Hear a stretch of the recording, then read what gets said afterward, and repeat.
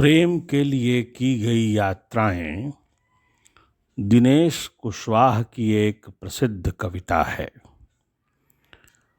अपने प्रेम की बात करते हुए दिनेश कुशवाहा सारी दुनिया के प्रेम प्रसंगों को गवाही की तरह इस कविता में ला खड़ा करते हैं। प्रेम है तभी दुनिया दुनिया है, मगर यह दुनिया प्रेम का केवल मौखिक समर्थन करती है।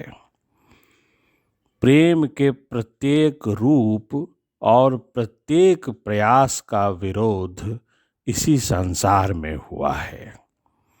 यह कविता प्रेम की स्थूलता को सूक्ष्मता की ओर ले जाकर पुनः ऐन्द्रिक बना देने में सफल हुई है। प्रेम के लिए की गई यात्राओं में मुझे मिली एक कोयल, जो बोलने के लिए भी छिपने की जगह खोजती थी, पर उसके कंठ में सिमट आती थी दुनिया की सारी मिठास। प्रेम के लिए की गई यात्राओं में मुझे मिली एक हिरनी, जो पत्ता हिलने पर भी कान खड़े कर भागती थी, पर सिर चढ़कर बोलता था उसकी आंखों का जादू।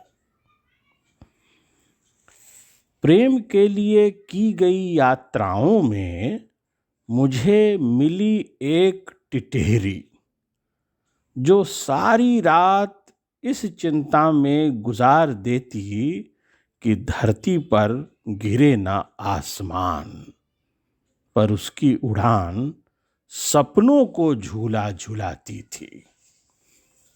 इस तरह छिपकर, डरकर, भागकर की गई यात्राओं में कहाँ कहाँ नहीं गया प्रेम के लिए। देखे न जाने कितने औघट घाट, तैर कर उफनती नदी पार की, दौड़कर पार किए पहाड़। इस छोटी सी काया में न जाने कितने समुद्रों की प्यास है कि प्रेम के लिए 7 समंदर पार गया। चलते ही आतुरता ऐसी कि पैरों की जगह निकल आते पंख, विह्वलता ऐसी कि पिघलते मोम की तरह बहता अस्तित्व, जुदाई का डर ऐसा जैसे कोई कलेजे को कपड़े के थान की तरह चीर रहा हो। अक्सर अनजान नगर में होता था सजनी का डेरा, पर नैन रमैया आंखों में ऐसे रमता कि पड़ाव पर पहुंचकर ही आत्मा लेती थी विश्राम। प्रेम ने मेरी सारी बैसाखियां छीन लीं और अपनी देहरी पर सिर के बल चलना सिखाया, जहां गति या दुर्गति का कोई मूल्य नहीं था। बसंत और पतझड़ सगे भाई थे।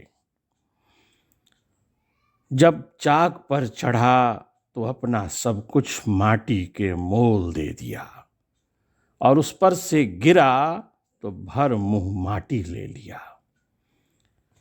रास्ते के दृश्य चाहे कितने ही मनमोहक रहे हों, पर प्रेम के पास से लौटते समय जो उदासी छाई वह दुस्सह थी, किसी उदास असह्य सपने की तरह, जैसे तैसे बीता एक कालखंड। प्रेम में मुझे धरती के सीमांत देखने थे। प्रिय के संग संग देखनी थी पार्वती गुफाएं। दोनों को सघन वन में गुजारनी थी एक रात। मेले में गलबहियां डाले घूमना था, तैरना था झील पर चंद्रमा के साथ साथ। परंतु प्रेम यहाँ सिर्फ आदर्श वचनों में था। हमारी धरती पर उसकी मौखिक वर्षा हो रही थी। इधर लगी थी ऐसी लगन जैसे हरे भरे वृंदावन में आग लगी हो। जब मन की आग ही नहीं बुझी तो तन की क्या बुझती।